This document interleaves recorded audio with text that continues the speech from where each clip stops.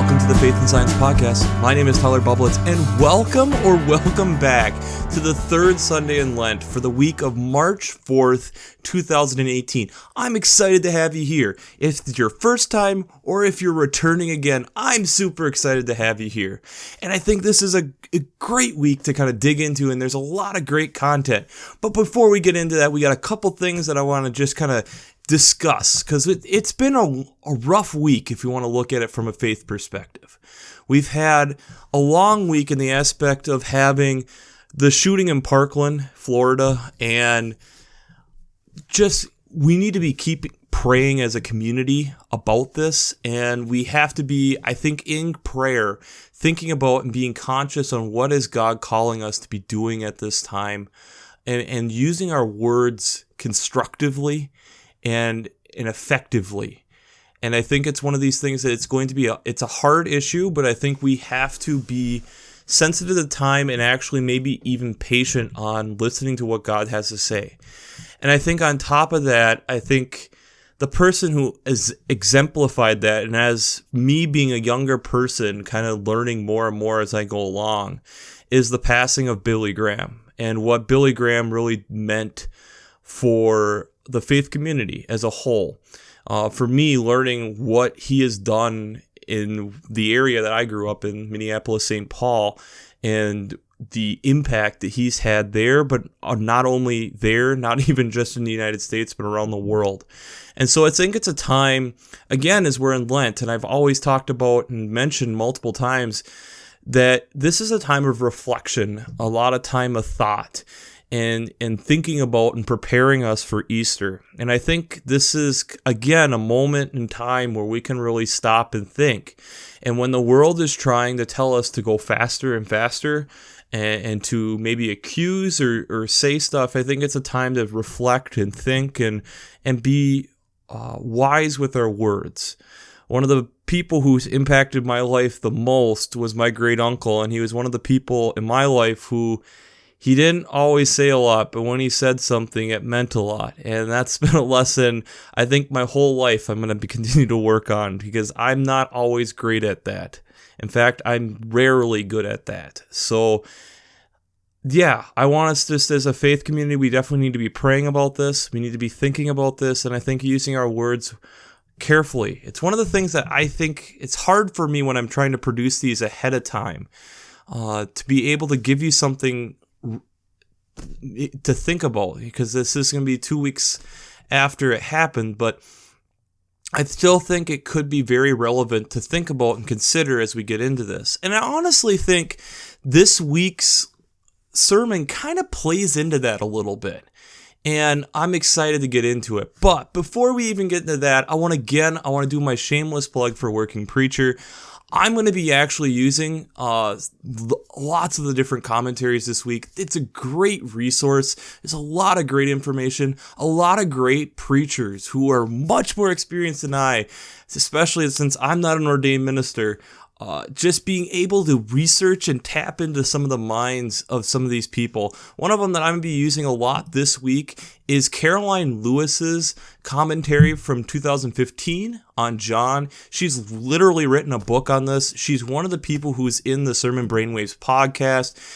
Great content. Great. It's worth a read. And if you haven't checked it out, it's worth your time there. There's a lot of great articles and a lot of great resources there. So it's definitely something I would plug if you're a preacher or not a preacher, just to spend some time looking at the different resources that are there. But as we get into this third week of Lent, I am really excited because I think this is a really kind of a fun, different way of kind of approaching this I'm hoping to bring on. And I think this is kind of a shift passage, I want to say. This reading kind of is, again, another shift I feel in Lent that we can really spend some time reflecting on. So the gospel reading this week is coming from John chapter 2, verses 13 through 22. And this is the story of Jesus cleansing the temple. But we have to remember, one, we're having a change at Gospels. We've been doing a lot in Mark, we're suddenly in John. So there's a shift here. Two, this comes right after the wedding in Cana. So again, this is not Where in Matthew, Mark, and Luke, this is kind of the final thing that kind of gets the people stirred up to really look at having some type of conviction against Jesus. This is still early on in his ministry. And 3, as we'll kind of address when we really dig into this, Jesus doesn't accuse the people selling the different cattle and sheep and stuff that in the temple as kind of bank robbers or thieves. He's approaching this in a different manner, and I think it's a key description and key difference that really opens up kind of where John is going with this gospel, and I think it also breathes life into what God is using, what is God speaking to John to say to us on this side of the crucifixion. The Old Testament reading, or the first reading, is from Exodus chapter 20, verses 1 through 17, and this is your 10 Commandments. This is when Moses is given the 10 Commandments, and he is reading them to the people on what this should be. Again, kind of a weird thing for me to be talking about, especially right after Parkland, but I think it, again, dealing with kind of what we have also in the gospel reading, I think this is a great contrast verse, and it actually ties in beautifully. The psalm is Psalm 19, and this is actually a really fun psalm when you listen and look into what different people who have studied this a lot more than I have talked about with this psalm.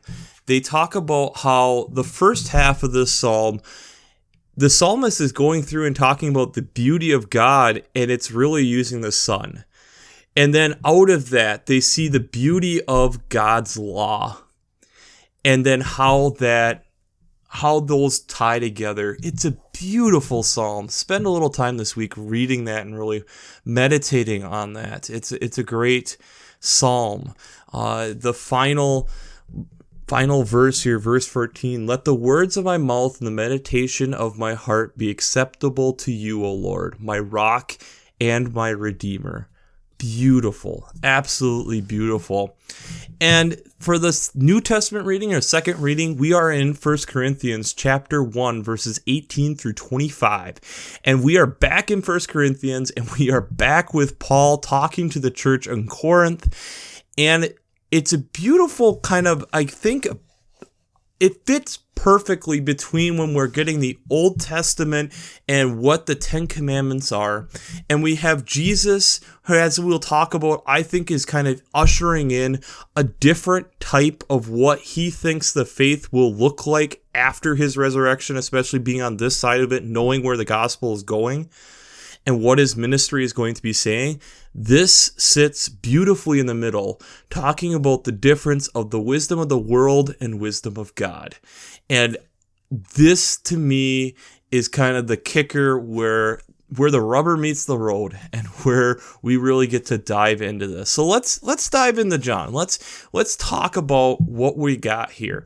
So we have Jesus entering the temple in Jerusalem, and we have this traditional image of what we see where we have the cattle and the sheep and the doves, and they're being used then, as we would assume, for the traditional sacrifices that we see in the Old Testament. And if we start in verse 16, he told those who were selling the doves, take these things out of here. Stop making my Father's house a marketplace. And again, we get this in all 4 Gospels, but here's where things start to change. His disciples remembered that it was written, zeal for your house will consume me. Then the Jews then said to him, what sign can you show us for doing this? Jesus answered them, destroy the temple, and in 3 days I will rise it up. The Jews then said, the temple has been under construction for 46 years, and you will rise it up in 3 days. But he was speaking of the temple of his body. After he was raised from the dead, his disciples remembered that he had said this, and they believed the scripture and the word that Jesus has spoken. So we have a change here, because he doesn't call out them as money changers or thieves. He starts using this image of his body. Now, I see this as a major change, and I think we can look to John to kind of answer this. If we think about the traditional verse that we learn as a child, John 3:16, for God so loved the world. And I think the key word in that whole passage, that whole verse, is world. Isn't it interesting that God does not use people? And Caroline Lewis kind of gets into this a little bit too, where she starts looking at John in chapter 4, where the woman at the well starts asking about whether or not they should be worshiping, in Jerusalem or on Mount Gerizim. And Jesus says neither on this mountain nor in Jerusalem. He doesn't play by the rules here. He doesn't play by what we're expecting. And what I'm seeing from this is, as we think about, as we're leading toward this, think about when he is crucified and the veil is torn in the temple. I see this as God saying, no longer is it the building that matters. I am no longer contained in a building. We have the Ten Commandments on what God is expecting of us, what God is wanting us to be from the Old Testament reading, how he wants his followers to act. We get that. Then we get this thing from Jesus taking what we have been using as the traditional sacrifices through the whole Old Testament, and he's essentially saying this no longer needs to be done. And us being on this side of the crucifixion, we realize that we know that his body, like it even says in verse 21, he was speaking of the temple of his body. He is the sacrifice. He is doing this. Because of this, we no longer have a temple that we need for us to connect with God. This has been changed. And we get this later in the New Testament when we are given the Holy Spirit. He is saying we no longer need the four walls of the temple. He is saying that I am out, I am moving, I am with you, I am among you right here, right now. And then when he physically leaves us, he gives us his Spirit to be among us. I think one of the crazy things right now in our world is that we get consumed with cities. And I'm not saying cities are bad. There's a lot of great things that happen in cities. And there's a lot of things where we can see God moving in cities. But I think there's times that we forget to go and spend time with the handiwork that God literally made, that he placed, that he worked. The land, the trees, the mountains, the lakes, the rivers, frozen, snow, sand, deserts, ocean. We have all these amazing things where we see the power and the essence of what God can do. We have this beautiful psalm in Psalm 19 when the psalmist is going through and literally talking about how the sun is showing the beauty of God. And it's also showing God's law, God's handiwork. And then we have Paul talking about the wisdom of the world versus the wisdom of man. The wisdom of man in the world versus God's wisdom, God's law, God's what he's calling us to be. Why are we so consumed with a building? Just because is that the way of the world and what we conceive this? And I think it's one of the things as a church, as we're going through Lent, we need to really consider and think about, are we using our buildings to the best possible way that we can? Is our congregation doing that? Is our congregation seeing the church as a building? Because the church is a group of people. The church is the congregation. The church is my brothers and sisters in Christ. That's the church. I think we really need to think about this as we go through this. And for me, when I go out and when I'm seeing snow, For instance, just the other day, we had 6 inches of snow. There is a beauty to snow. When we see everything around us, and I remember my father saying multiple times, and I totally agree, when we go without snowfall in the northern hemisphere here, up north, and we go a while without it, the snow gets dirty. The snow gets dirty, and it's like us, and it's all by man. You know, we make trails, or animals make trails, and we have dirty shoes or dirty cars, or, you know, we're kicking up rocks and different things, and the snow turns from this beautiful white to this off gray. And then you can get a fresh snowfall, and everything suddenly is this crystal clear, beautiful white. And we have to remember that, you know, that's what God's like. The world beats it up. Man beats it up. God then restores it. Think about if you get the chance, look up. There's a couple different small documentaries online. I can see if I can find one. Chernobyl. This place that humans still can't be at. The radiation levels for mutation rates is still slightly above what they feel is safe for man. But the few people that they've let in to do research, to do documentaries about whatever, it's amazing how fast we see this world fleeting by man. Because we look at these places, and Chernobyl is 30 years ago, that nature has come back. The buildings are crumbling. The places are abandoned. They're in poor repair. Many places probably beyond repair. Not worth it. And nature doesn't look at it that way. Nature fights. Nature comes back. Nature wins. And I think it's a beautiful symbol of God with us. God doesn't give up. God keeps fighting. God wins. We know this. God so loved the world. The world isn't just the people in it. The world is everything that God put there. That God was a part of making. God has his hand in this beautiful creation, and it's amazing for us how often we forget that. We don't take the time. We don't look at it that way. That's why we don't have people, I feel, often enough writing psalms like what we have in Psalm 19, talking about the beauty of the world.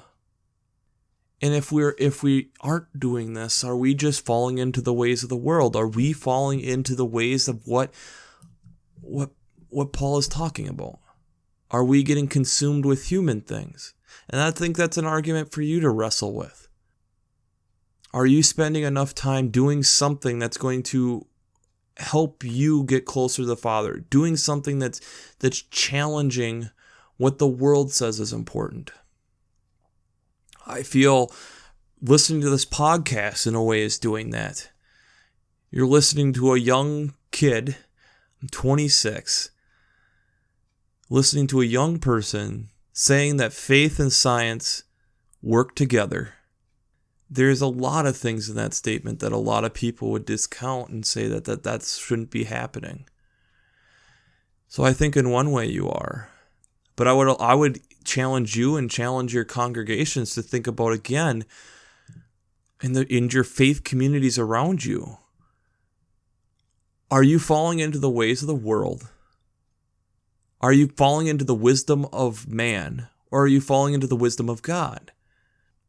And for me, my answer is I have to spend time with God's creation because that helps humble me. It's amazing how often I can be sitting there and thinking about all these different things I can't do or I could do or spend money on this or spend money on that. And it's amazing that when I get out on the trail and I get out to go and take photographs of something, for me like birds, that all fades away. It doesn't matter. Yes, it might be helpful. Yes, I wish I had this. It might make this experience a little bit better. But there's always a point of it that it isn't about whatever that piece of gear or whatever that thing is. There's a peace that always comes, I feel, with connecting with God's creation. And for me, I would argue that part of that is that you're giving God time to speak. If heaven is at all what I can only imagine what it's like, walking into a woods where there's little to no one else for miles, hearing that calm, hearing those birds, hearing that crunch maybe under my feet, hearing the wind move through those trees, that's the beginning of the essence of God. And so for me, as we look at it from a science perspective, I see spending time with God's creation, and that we have this beautiful gospel, and knowing what John kind of goes through and what we go through in this time of Lent and where it ends up at Easter, that we no longer have a God that we have the Ark of the Covenant that we're having to carry around with us. He's with us already. He's around us. He's moving. He's there waiting for us. And at times maybe we need to spend the time to actually go and meet him. So again, I know this is a little bit different than some of these, and I would love hearing feedback. If there's ones that you like, if there's ones you don't like, I'd love to kind of figure out how to make this a better podcast for all of you. And I'm really excited. There's a couple things I'm working on with a couple different people that I'm really, really excited about. Some unique things, some things that I think are going to help you, the listener, be able to get more out of this, and hopefully be able to help so that if you feel like you want to share this with somebody, it's a little bit easier to do. I am working on it. But again, I want to thank you for tuning in, and I'm going to end it like we always do. I pray God blesses you with your faith and amazes you through science.